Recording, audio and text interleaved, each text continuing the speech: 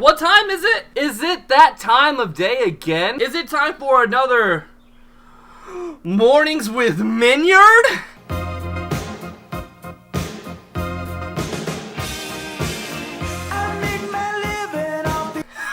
Wow! It's that time of the day again! I never thought it would come! Hey guys, welcome back to Mornings with Minyard.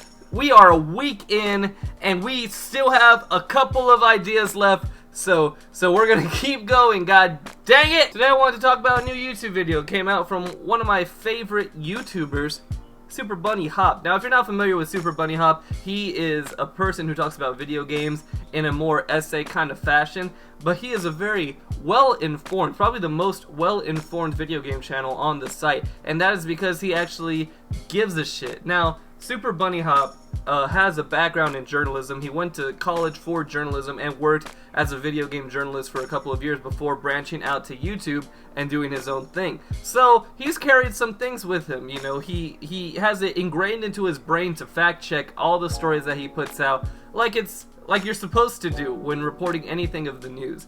And it brings up an important thing about talking about news and current events on the internet and YouTube, but mostly the internet itself, is that there is a sort of trust that people have with small creators versus large creators, because small creators can be commented on, and it can actually affect their well-being. I believe SuperBunnyHop said it best here. Oh god, why am I about to say this? Oh god, I'm painting a huge target on my back for this. Listen, you guys only see the finished product here. I've seen the behind the scenes of both worlds, and this may be the imposter syndrome talking, but because YouTubers do not typically employ editors and fact checkers, I do regard YouTube as the inferior product. Even though I have found that there is a lot more monies and opportunities to be made here on YouTube than in that other world, I am held to far less standards of accountability for it. And that does scare me. I have a greater incentive to keep going and go down this path, even though I'm held to lower standards. He doesn't have the luxuries that big creators have. He doesn't have a big team behind him. He doesn't have all these fact checkers behind him. Everything he does is himself, and if he fucks up, he's going to hear about it, you know, and it can easily ruin his credibility and ruin his channel. Now, the thing about big news organizations, whether it be video game industry or actual news organization, is this is a company, and this company is owned by another company, owned by another company, with tremendous amounts of backers, with tremendous amounts of advertisement going into it, money, and the money is keeping it afloat, and is keeping it at this really high place where it can have big people working with it, it can get big companies to sign off on its ideas and things like that, and it gets to that point where it cannot be criticized anymore, because any criticism from a small person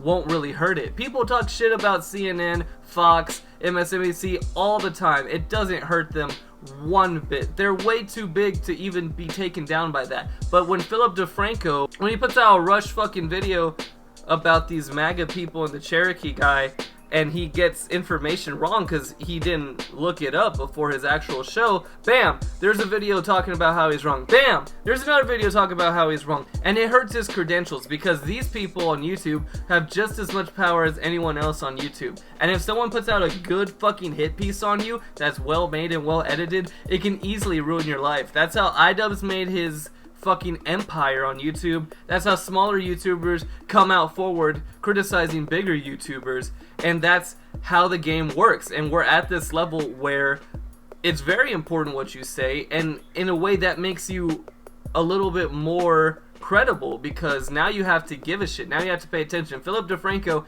has to pay attention, because he's not only competing with YouTube, he's competing with BuzzFeed, with Vox, with Daily Mail, with Polygon. He's competing with all these internet people out here, not just YouTube.